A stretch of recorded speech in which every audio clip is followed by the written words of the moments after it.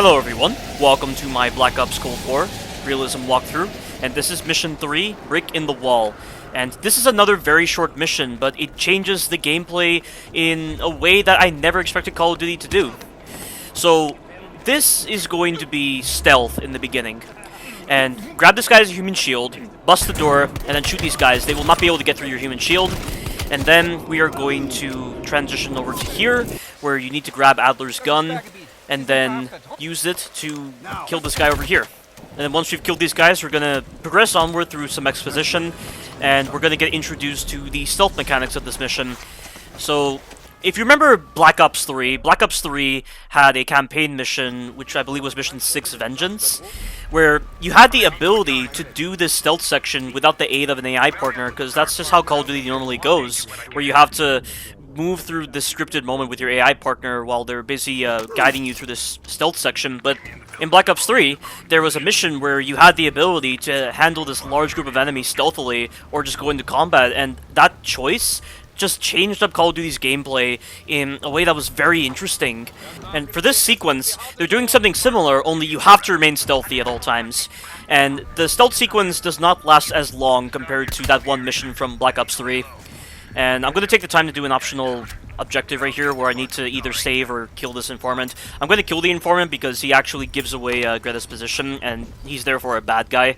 And also, in this room, there is some evidence you can get for one of the optional side missions.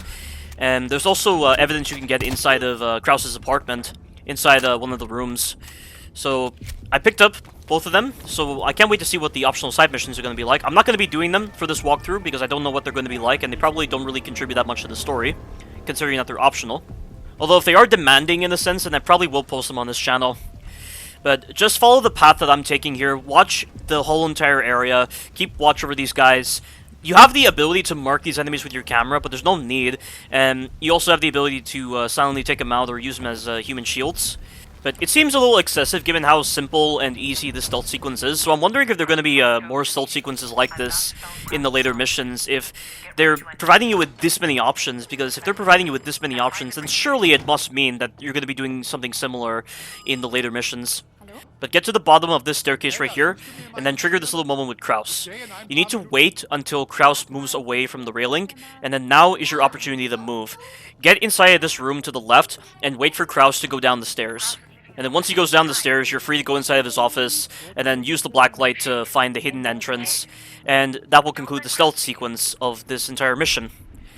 And it's so cool, like, this is really interesting that Treyarch is taking this kind of approach to Call of Duty, and I think this is what Call of Duty needs. Like, Call of Duty is always just shoot everything until they die and just go through these really dragged out scenarios because you're always in these active battlegrounds, but they're always so chaotic and they always feel just very boring. But when you're doing these small sequences, they definitely feel like they tell a story, and they definitely give off a different sense of pace, and I think I'll elaborate on this point in the later missions.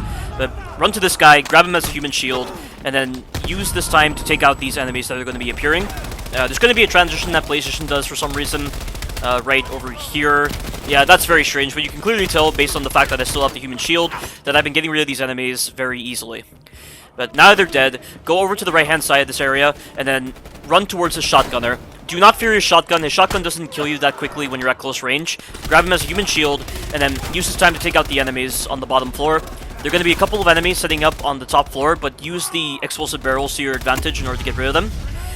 And watch this. This is so cool. So, I tried to throw this grenade back, it does this animation, and I thought I was screwed, but it turns out you get iframes during that animation. That is something that I didn't think Treyarch would ever put into this, but it's nice to see that Treyarch actually had brains when designing that mechanic. So, if you use that mechanic intelligently, you can get iframes. It's so cool. Again, it adds to the skill aspect of this game compared to the older Call of Duty games when it comes to their highest difficulties. But the AIs clear out the rest of the enemies. Now you just need to clear out these two enemies, and this will conclude this mission, which is another really cool mission, and I hope the pacing of the future missions are like this. Stay tuned for the future missions. Thank you all for watching, and you take care now.